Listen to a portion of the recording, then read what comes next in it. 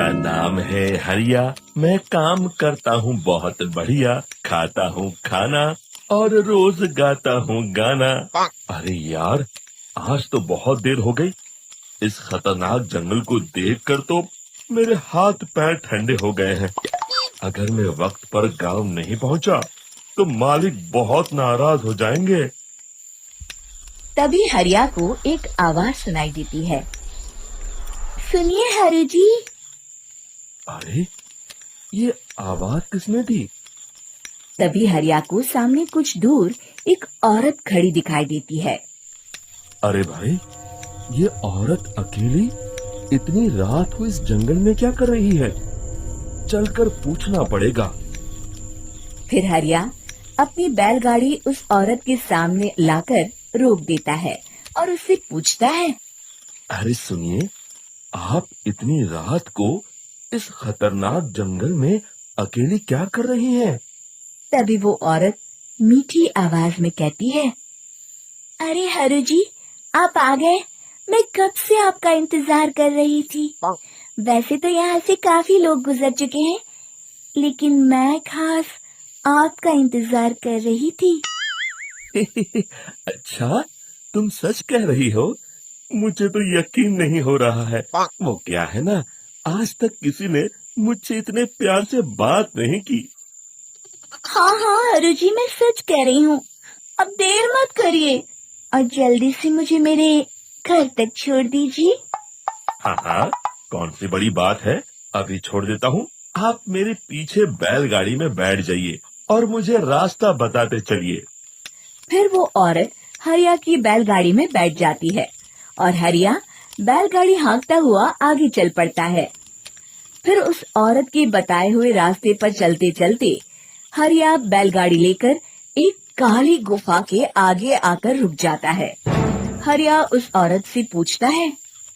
हाँ देवी जी, आपका घर कहाँ है? यहाँ तो एक गुफा के अलावा और कुछ नहीं है। तभी अचानक वो औरत हवा में उड़ने लगती है। देखते ही देखते उसका सुंदर रूप एक डरावनी चुड़ैल में बदल जाता है और वो जोर जोर से हंसती है। अरे तू तो एकदम का बेवकूफ निकला। तू तो बड़ी आसानी से मेरी बातों में आ गया। अरे मर गया रे, ये तो एक चुड़ैल है।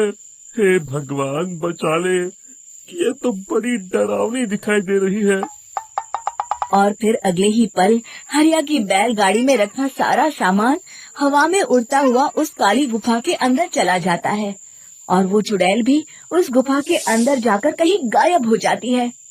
हरिया ये नजारा देख बुरी तरह घबरा और परेशान हो जाता है। अरे, ये चुड़ैल तो मेरा सारा सामान लेकर गुफा में गायब हो गई। अब क्या होगा? अगर मैं गांव खाली हाथ गया तो मालिक मेरी अच्छी खबर लेंगे। मेरी इस बात का कोई यकीन भी नहीं करेगा। फिर आखिर वही हुआ। हरिया के मालिक चंपक सेठ को हरिया की किसी भी बात पर रत्ती भर भी यकीन नहीं हुआ। चंपक सेठ को लगा हरिया झूठ बोल रहा है और उसने ही लालच में आकर सारा सामान हड़प कर लिया है। फिर हरिया को बेईमान समझकर चंपक सेठ उसे काम से निकाल देता है। अगले दिन अपनी दुकान में परेशान बैठा चंपक सेठ गुस्से में बड़बड़ाता है। अरे, दुकान में तो सामान बिल्कुल भी नहीं है। अब मुझे ही शहर जाकर सामान लाना होगा। फिर वो अपनी बैलगाड़ी लेकर शहर चला जाता है। शहर से सामान लेकर जब चंपक सेठ वापस गांव लौट रहा होता है, तभी उसे एक आवाज सुनाई देती है।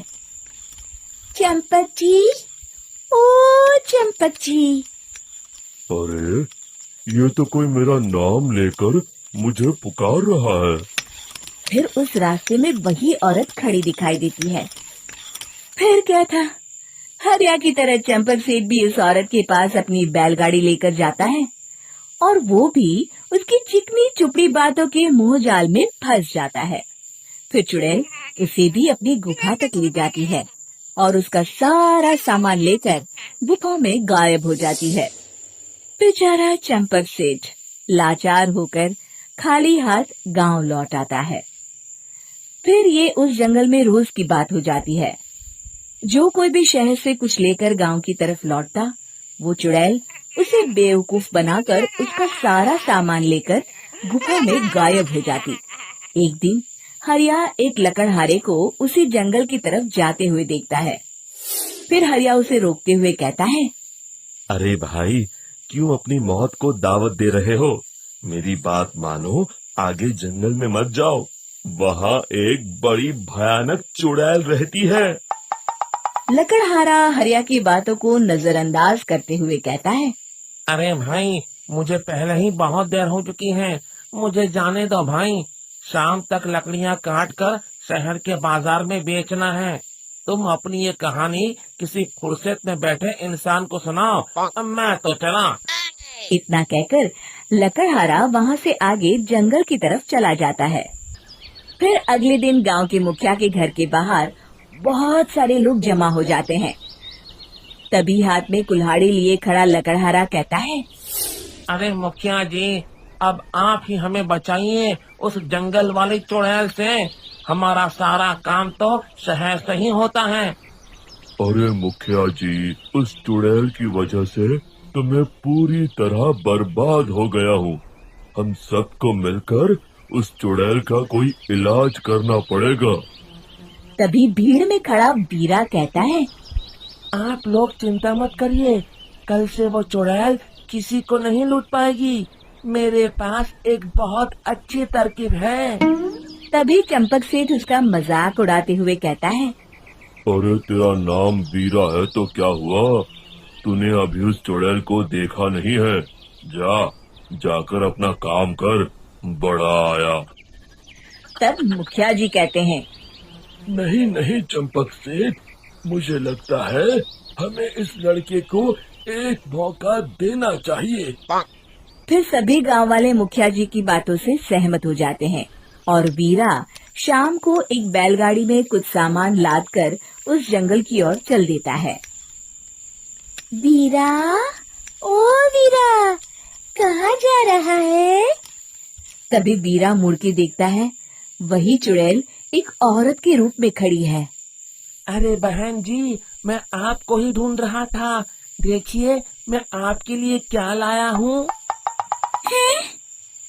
अरे वाह, तो खुद मेरे लिए इतना सामान लाया है।